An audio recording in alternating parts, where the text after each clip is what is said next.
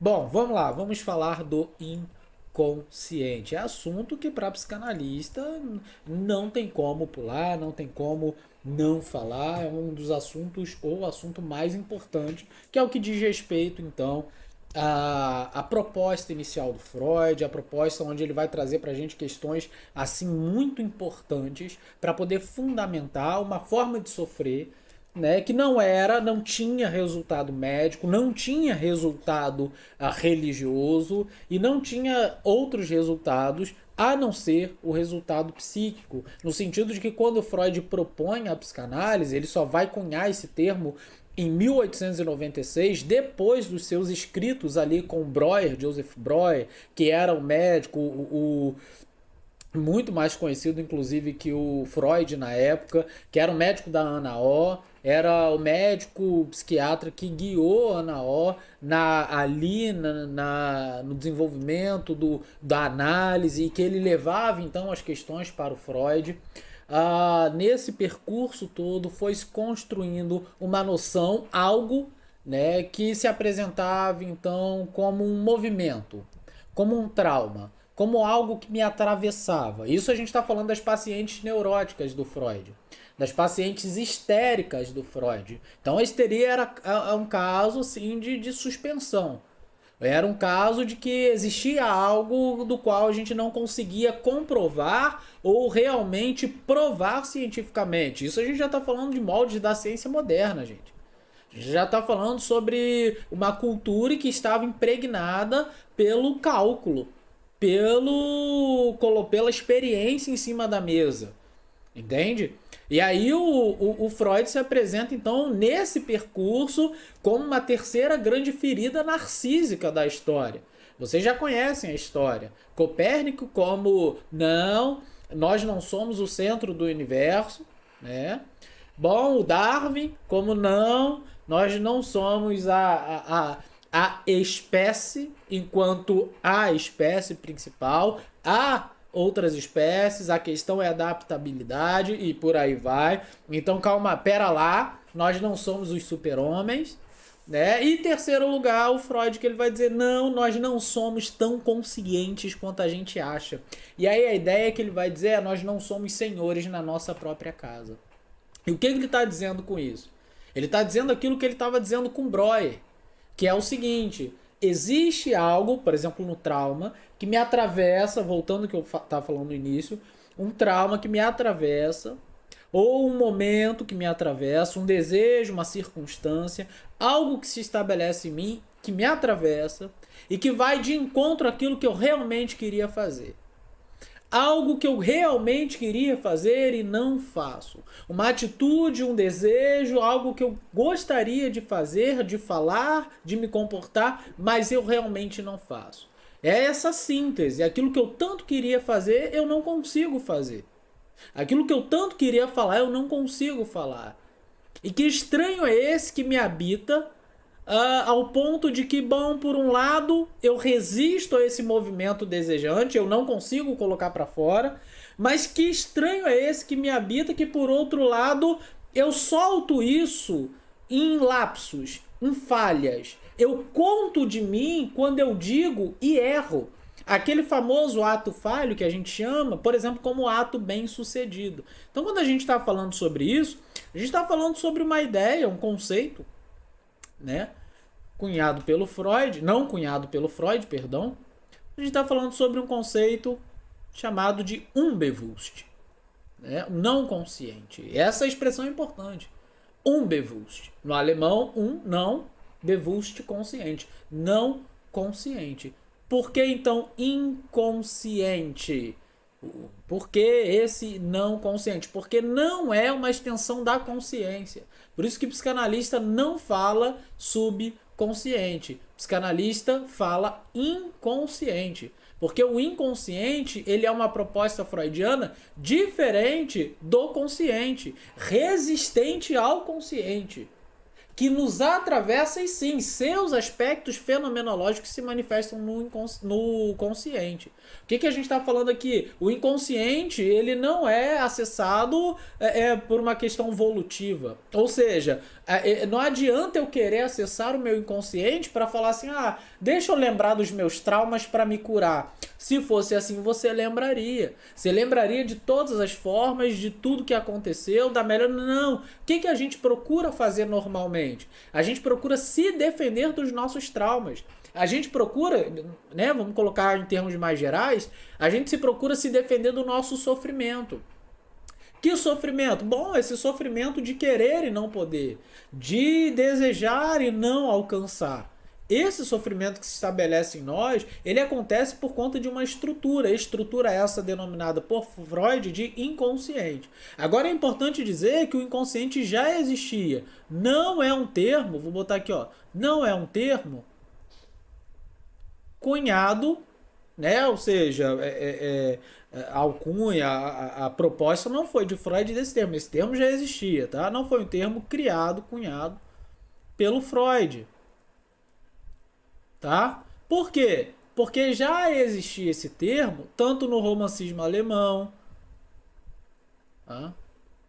Já existia no sentido descritivo, no sentido médico, né? Existia já, esse termo já era, vamos dizer assim, expresso em diversas áreas, diversos movimentos. Por exemplo, quando você, no sentido descritivo, quando você fala sobre inconsciente, você está falando sobre, bom, ele caiu no chão, bateu a cabeça e ficou inconsciente, não consciente. Ou no sentido de que ele não tem consciência dessa situação, ou seja, ele não sabe dessa situação. Ok? Então existem várias formas de representar o inconsciente antes do Freud. Qual foi a grande sacada do Freud se valer do termo unbewusst?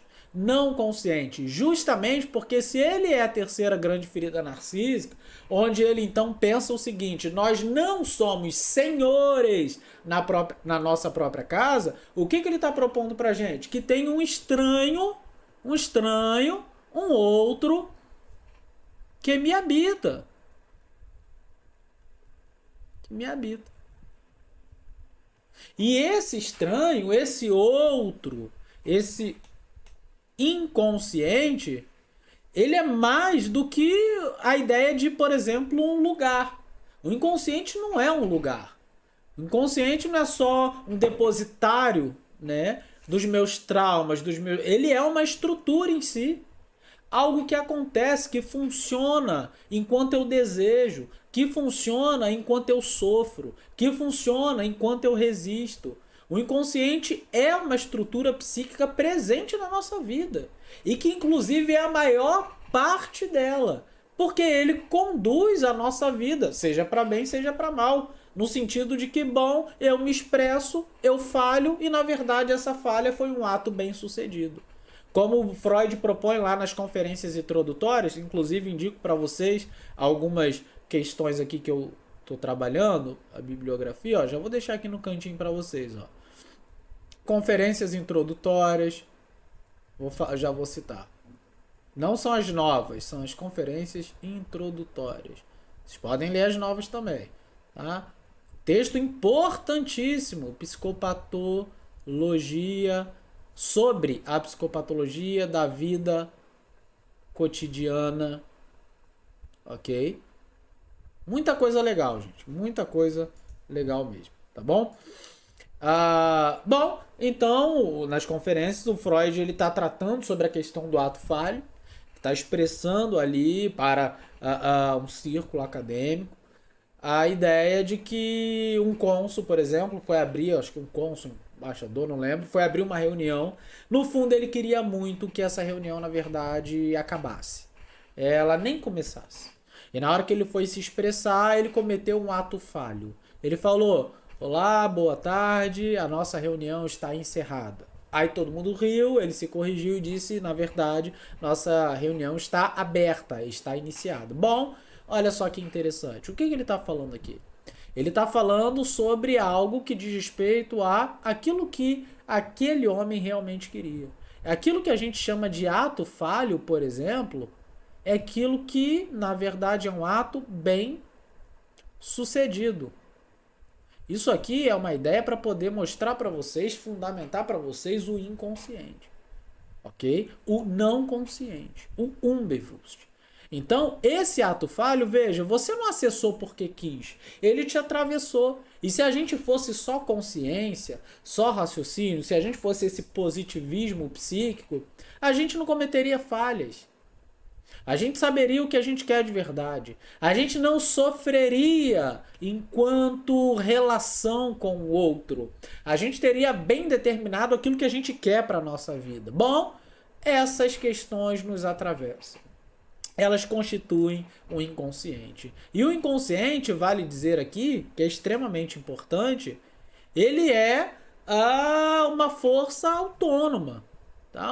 Ele tem as suas características próprias. Ele é autônomo, ele não depende de nós no sentido consciente, tá, gente? Somos nós, tá? Somos nós. Ele é autônomo, ele é atemporal, tá? A ideia de que, por exemplo, a gente experimenta muito da nossa vida as experiências infantis, ok? Muito do nosso inconsciente está ligado àquilo que a gente chama de traços minêmicos de satisfação. Esses traços minêmicos, eles são de satisfação, eles são traços que se apresentam para nós como movimentos desejantes, fragmentos que vão se organizando e vão então se transformando ou vão se manifestando como desejo, como como a volta daquilo que foi recalcado, e esses traços minêmicos são conteúdos do nosso inconsciente que se apresentam para nós. Uma outra coisa importante sobre o inconsciente é que nele não há contradição. Eu falei nisso há pouco há um tempo atrás, umas aulas, acho que foi até na aula passada ou retrasada, não lembro. Ele não há contradição por quê? Porque para o inconsciente, não tem quando a gente diz assim, uma coisa é uma coisa, outra coisa é outra coisa. Não, no inconsciente, uma coisa pode ser a outra coisa. Já vou falar sobre isso. Uma coisa pode ser outra coisa. Ok? Ainda, o nosso inconsciente nele não há registro, segundo Freud, de não. O que é isso? Não há registro de não.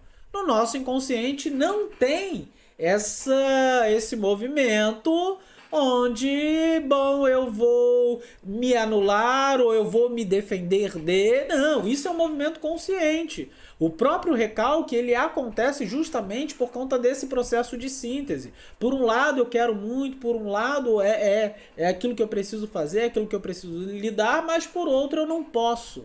Então esse registro de não no inconsciente não há. Tanto é que quando a gente sonha, por exemplo, né, aquilo que diz respeito à nossa vida onírica, ou seja, né,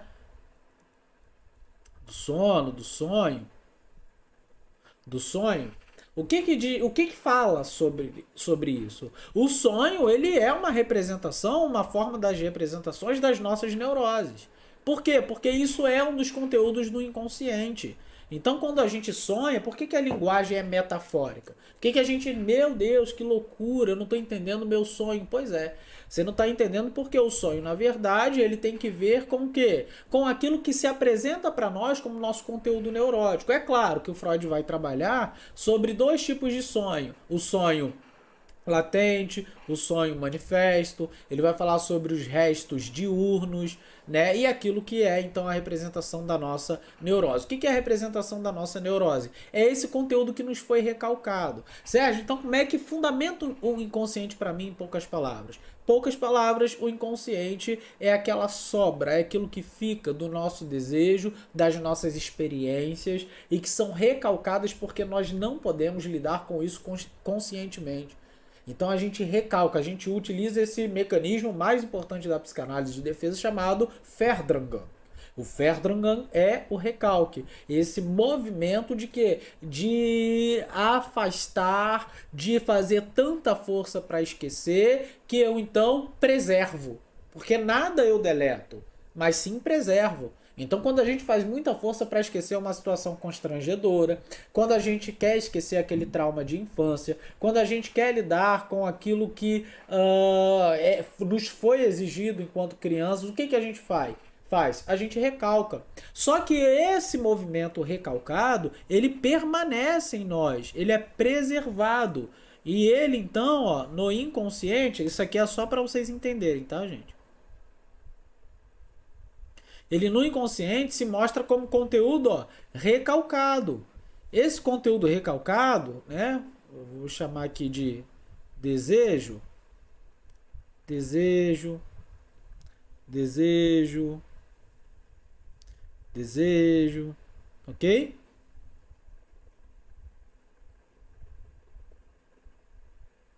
Esse desejo, ó, quando ele atravessa essa linha, vamos chamar essa linha aqui de resistência, né, de censura, quando ele então se apresenta no nosso consciente, por isso que o Freud vai chamar isso aqui, ó, vou botar aqui em cima, ó, vou botar de vermelho para não confundir com o outro lá. Volta do recalcado. Olha só que legal. Quando isso aqui se apresenta, então, para nós, vou botar de vermelho também. Se apresenta como sonhos. Aí ele vem aqui, ó, se apresenta, ó, como atos falhos, que eu gosto muito de chamar também de atos bem-sucedidos. Atos falhos, meus lapsos, né? A própria transferência, movimento fundamental, né, na clínica psicanalítica, ó, transferência. Transferência. Aqui, ó, os xistes, né? Os xistes, né? Os lapsos de uma forma geral, sintoma, enfim. Isso aqui é que a gente chama de volta do recalcado. Por quê? Porque isso aqui não foi deletado. Não foi deletado. Isso aqui é preservado. Isso aqui é preservado numa estrutura, numa forma de estruturação psíquica da linguagem. Ou seja, o nosso inconsciente, ele sabe se organizar. O nosso inconsciente ele tem uma gramática própria, inclusive. E essa gramática é baseada tanto no Freud, né, na condensação, quanto no deslocamento. Né? Aqui é a passagem de uma energia psíquica, né, de um objeto para outra. Por exemplo, eu utilizo uma palavra em que, de uma forma, isso aqui é um exemplo superficial, mais prático, tá? Eu utilizo uma palavra de uma forma assim, muito triste, mas na verdade essa palavra ela tem que ver com uma felicidade muito grande. Então esse deslocamento ele acontece, isso é uma gramática do inconsciente, ou a condensação, que é o fusionamento, que é a junção de duas palavras ou de duas representações em uma só. Então, por exemplo, aqui, ó, o AB seria, então, ó, isso aqui, ó. Entendeu? Primeira vez que eu dou esse exemplo assim, gostei. Sabe? Sabe quando você... O exemplo disso, inclusive, ó, uma homofonia. O que é uma homofonia? Homo, né? Essa união, homofonia. Fonia, de fonema. Então, quando você... de som, né? Quando você junta esse som, um som único, por exemplo, duas palavras que formam um som único. Qualquer coisa a gente mistura, tá, gente? Eu sou muito assim, às vezes estou acelerado, vou falar aqui lâmpada com ventilador. Aí eu falo, não, porque é a lampador, entendeu? Lampador. Lâmpada, ventilador. Ventilâmpada, não sei. A gente acaba cometendo isso aqui faz parte da gramática do inconsciente. Essa gramática ela tem uma lógica própria e ela é baseada naquilo que o Freud chamou de representação coisa. O que é representação coisa? Vamos pensar então no seu oposto primeiro para a gente poder pensar na representação coisa. O seu oposto é aquilo que a gente chama oposto, né? Vamos chamar assim só para nível didático. Representação primeiro, palavra. O que é representação palavra? Vou botar aqui. Representação palavra. A representação palavra tem que ver com o nosso consciente. Consciente. Por quê? Porque é a forma que a gente tem de se comunicar. É a forma que a gente encontra de fazer sentido. A gente organiza conscientemente as palavras para uma relação, ou seja, é um encadeamento lógico. Então, por exemplo, essa aula ela está acontecendo a partir de um encadeamento lógico, de uma forma de pensar que vai juntando as palavras e vai formando sentido para vocês. Já a representação coisa atravessa essa representação palavra e ela tem que ver com o nosso inconsciente. O que é então essa representação coisa em relação ao nosso inconsciente? Tem que ver com as nossas experiências, tô acabando, arcaicas, ok? Com as nossas experiências arcaicas que nos marcaram, né? Que nos marcaram e constituem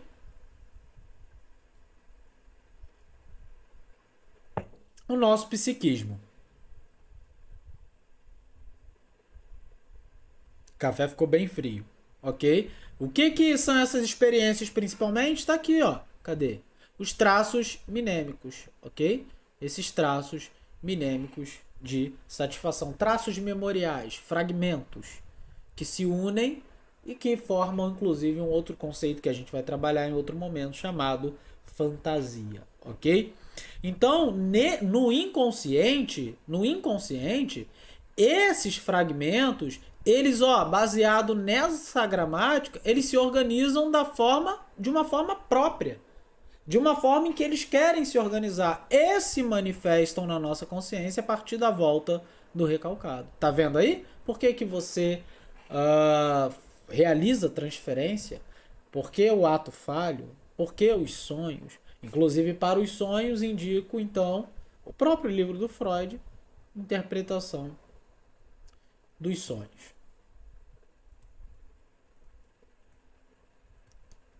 E assim a gente fez um resumo, uma síntese do que é o inconsciente para o Freud, ok? E lembrando de que toda a lógica do inconsciente, é importante dizer, toda a lógica, vou botar até aqui assim, ó, toda lógica do inconsciente